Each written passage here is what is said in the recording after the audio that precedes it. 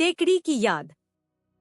महाराज श्री ने अब मस्तक उठा लिया था, आंखें खोल दी थी और कहने लगे। चंद बरदाई के जीवन में किसी अदृश्य महापुरुष का यह प्रथम दर्शन था। उनका एकदम प्रकट होना तथा एकाएक अदृश्य हो जाना दोनों विस्मयकारी लगे।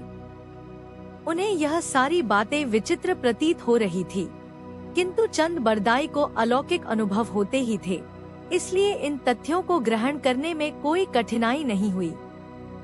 दिल्ली वापस पहुंचकर महाराजा पृथ्वीराज तो अपने काम राजकाज में व्यस्त हो गए। चंद बरदाई अपने व्यवहारिक उत्तरदायित्व सामान्य ढंग से निभाते थे। किसी को कुछ पता नहीं चलने देते थे कि उनके अंतर में क्या है, किंतु अपना बचा हुआ सारा समय साधन में ही लगाने लगे थे। माता जी की टेकड़ी का ध्यान उनमें हर समय बना ही रहता था। उन्हें भाव में टेकड़ी कभी चंद्रमा की ज्योत्सना में दूध से नहाई सी प्रतीत होने लगती, तो कभी सूर्य के प्रकाश में चमकती हुई आभा बिखेर दिखाई देती, कभी सब्ज रंग की चादर उड़े तरुणी सी दिखाई देती, तो कभी हरियाली से ढकी तपस्थली, कभी टेकड़ी के आसपास फैले घने जंगल की याद आने लगती, जिसमें वृक्षों पर उछलते कूदते बंदर टेढ़े मेढ़े रास्ते स्मरण होकर आकर्षित करते। माता जी की गुफा तथा उसके आसपास चारों दिशाओं में फैली साधकों की कुटिया टेकड़ी की आत्मा थी। जैसे कोई रमणी विदेश गए अपने प्रियतम की याद में खोई रहती है, ऐसे ही चंद बरदाई को टेकड़ी की याद व्याकुल किए रहती थी।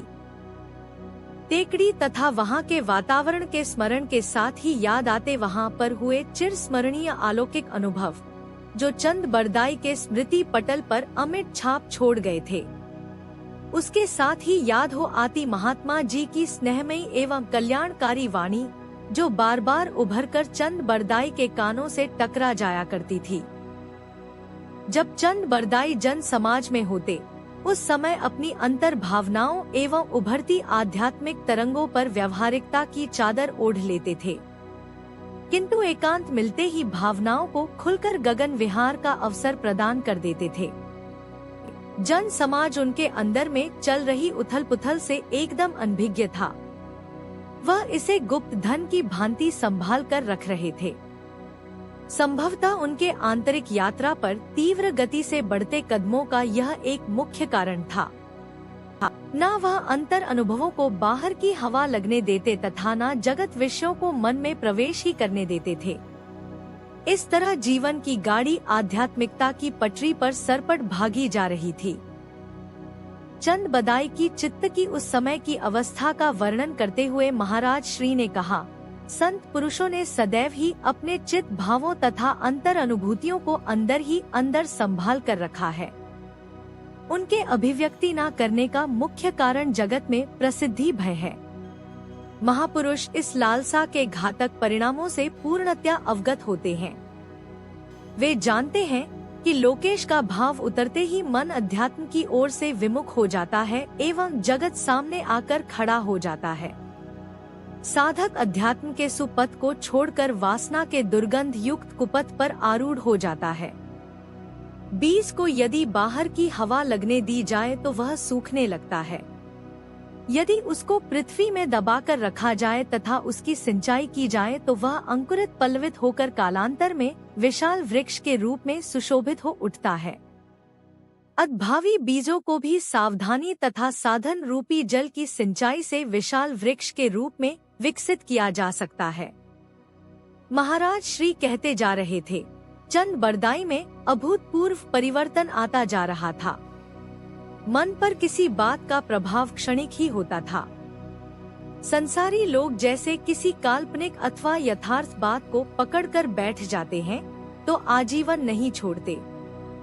चंद बरदाई की मानसिक स्थिति तीव्र गति से बदलती जा रही थी। चंद राजा के घनिष्ठ मित्र तथा राजकवि थे। जब कोई ऐसे पद पर आसीन होता है तो कई लोग उससे ईर्ष्या तथा द्वेष करने लगते हैं, उसके विरुद्ध चाले चलने लगते हैं, अनावश्यक टीका तथा अरणगल प्रचार करते फिरते हैं। चंद बरदाई को भी सबकी कई कमजोरियां ज्ञात थी। बातें बनाने के लिए उनके पास मसाले की कोई कमी नहीं थी। वे चाहते तो सबका मुंह बंद कर सकते थे, किंतु उन्होंने कभी ऐसा नहीं किया। सबकी कमजोरियों के प्रति उदासीन बने रहे, सबके साथ प्रेम का व्यवहार करते, विरोधियों को भी पूरा आदर देते थे। तीसरा अंतर यह आया कि बात कितनी भी कैसी भी उत्तेजना पूर्वक क्यों ना हो, किंतु वह सुनते ही एकदम उत्तेजित नहीं हो जाते थे। पहले उसे शांति से सुनते, फिर विचार करते एवं तत्पश्चात कोई निर्णय लेकर प्रतिक्रिया व्यक्त करते थे। यह सब चित्त की स्थिर स्थिति के लक्षण है। इससे उनके व्यवहार में सौम्यता आ रही थी, जिससे उनके विरोधी भी कम होते जा रहे थे। अनावश्यक समस्याओं में कमी हो रही थी। चंद बरदाई का समय कुशलता पूर्वक व्यवहार तथा निरंतर साधन में हो रहा था। वे एक कवि थे, किंतु अब काव्य जल प्रपात की भांति अंतर से स्वयमेव ही प्रस्फुटित होने लगा था। वह रचता के स्थान पर केवल श्रोता बनकर रह गए थे। ना बुद्धि पर कोई जोर, ना मन से कोई कल्पना, केवल अंतर में सुनना तथा लिखना। कई बार साधन में उनके समक्ष लिखी हुई कविता उपस्थित हो जाती थी। महाराज श्री कहते कहते थोड़ी देर के लिए ठहर गए। तब तक हम बातें करते चामुंडा माता के मंदिर के समीप पहुंच चुके थे। प्रातः काल का शीतल प्रकाश फैलता जा रहा था। मंद मंद समीर में पता नहीं कहां से सुगंध का समावेश हो रहा था। मंदिर में भक्तों का आवागमन भी होने लगा था। आता भगवती को प्रणाम करने पश्चात आज महाराज श्री मंदिर के सामने पत्थर पर नहीं बैठ पाए। थोड़ा आगे जाकर शांत स्थान देखकर बैठे। मैंने उनके पास ही जमीन पर आसन जमा लिया।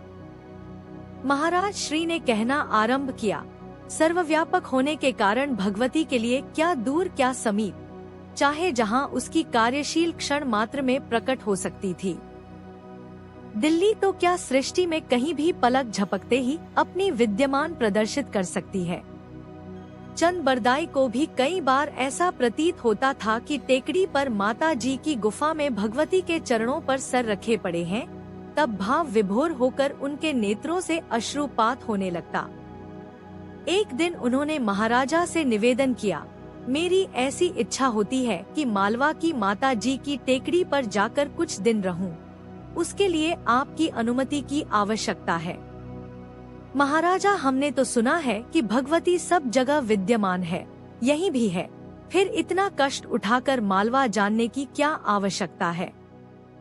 चंद बदाई, यह बात उनके लिए ठीक है जिन्हें भगवती हर जगह दिखाई देती है। यह बात केवल कहने भर से सिद्ध नहीं हो जाती। भगवती सर्वव्यापक है, पर कहीं दिखाई नहीं देती। कई स्थान ऐसे होते हैं जहां भगवती की सत्ता को अपेक्षाकृत कहीं सरलता से अनुभव किया जा सकता है। ऐसे ही स्थानों में से एक स्थान मालवा की माता जी की टेकड़ी है। महाराजा, अच्छी बात है, आप जब चाहे जा सकते हैं। चंद बरदाई, एक निवेदन और है। मैं शाही ठाट बाट तथा घोड़ा पालकी लेकर यात्रा नहीं करना चाहता। एक सामान्य यात्री की तरह भिक्षाटन करते हुए माँ के दरबार में जाना चाहता हूँ। महाराजा, यह तो हमारे लिए अपमान की बात है। हमारा राजकवि सामान्य यात्रियों की तरह मांगता खाता यात्रा करें, लोग क्या कहेंगे? चंद बरदाई, यह आपके लिए अपमान की नहीं सम्मान की बात है कि आपका राजकवि सब सुविधाएं उपलब्ध होते हुए भी सामान्य यात्री की भांति यात्रा कर रहा है। यह वैराग्य का एक उदाहरण होगा। महाराजा ने कुछ विचार किया, फिर कहा, जैसी आपकी इच्छा। इस प्रसंग का वर्णन करते हुए महाराज श्री की आंखें गीली हो गई। सर्व सुविधा संपन्न एक महाराजा का राजकवि सामान्य यात्री की तरह नंगे पांव साधारण भिक्षु की भांति भिक्षा करता हुआ भगवती के दरबार में जाने के लिए यात्रा पर निकला था। कहाँ दिल्ली और कहाँ उज्जैन के पास माता जी की टेकड़ी। महाराज श्री ने मुझसे पूछा, ऐसी लगन, ऐसी उमंग, ऐसा वैराग्य तथा संयम क्या तुमने किसी में देखा है? सब बातें ही बनाते हैं, बात तो के ही धनी है। अपने अंतर में झांक कर कोई नहीं देखता। मैं क्या कह सकता था? जीवन में ऐसा कोई उदाहरण देखने में आया होता तो ही कहता। कुछ अपने अंतर में देखा, वहां भी शून्य ही दिखाई दिया। मैं चुप रह गया। महाराज श्री ने फिर कहा, ऐसे ही तपस्वियों प्रेमियों को कुछ मिल पाता है। अध्यात्म के क्षेत्र में ढोंग दिखावा या दम नहीं चलता। चालाकियां मक्कार किसी काम नहीं आती। धन वैभव कला या पांडित्य का कोई महत्व नहीं। वहाँ तो सरलता नम्रता तड़प लगन तथा समर्पण ही काम आता है। फिर कहा, जिस रास्ते से चंद बरदाई जा रहे थे उस क्षेत्र में आग की तरह बात फैल गई कि महाराजा पृथ्वीराज चौहान के राज कवि यात्रा करते हुए आ रहे हैं। चंद बदाई जहाँ पहुँचते लोग उनके स्वागत के लिए तैयार मिलते, जहाँ ठहरते वहाँ भी सभी राजसी व्यवस्था हो जाती। चंद बरदाई ने विचार किया, यह तो बड़ी गड़बड़ हो गई। राजशाही का आश्रय कहाँ छूटा है? सामान्य यात्री का रूप कहाँ निखरा है? साधारण भिक्षु की तरह भिक्षा कहाँ मांग पाता हूँ? इसके लिए मुझे अपना रास्ता बदलना होगा। ऐसे रास्ते से जाना होगा जिस रास्ते से मुझे कोई ना पहचानता हो, जहाँ मैं सामान्य यात्री की भांति विचरण कर सकूं। बस फिर क्या था, उन्होंने अपना निश्चित रास्ता छोड़ दिया। कुछ लंबा मार्ग ले लिया जहाँ वे सर्वथा अपरिचित थे, जहाँ साधारण भिक्षु की बांधती किसी के भी द्वार पर नारायण हरि पुकार सकते थे, किसी वृक्ष के नीचे रात बिता सकते थे तथा किसी नदी पर उन्मुक्त स्नान कर सकते थे।